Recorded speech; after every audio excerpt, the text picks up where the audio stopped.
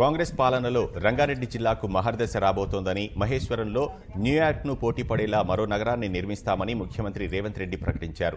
హైదరాబాద్ ను కాంగ్రెస్ సర్కార్ అభివృద్ధి స్పష్టం చేశారు. రీజనల్ రింగ్ రోడ్, ఏరియల్ రోడ్లు నిర్మించబోతున్నామని వివరించారు.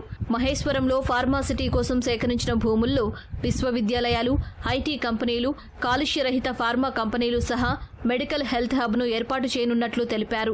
ఇక్కడ న్యూయార్క్ ను తలదన్నే మరో నగరాన్ని నిర్మించేలా ప్రణాళికలు సిద్ధం చేసినట్లు సీఎం స్పష్టం చేశారు. హైదరాబాద్ నగరం ముఖ్యంగా సైబరాబాద్ అని ఏదైతే క్రియేట్ చేసిండ్రో అట్లాంటిది న్యూయార్క్ నగరంతో పోటీ పడే విధంగా మహేశ్వరంలో ఒక కొత్త నగరాన్ని నిర్మించాలని ఇవాళ మన ప్రభుత్వం నిర్ణయం తీసుకున్నది.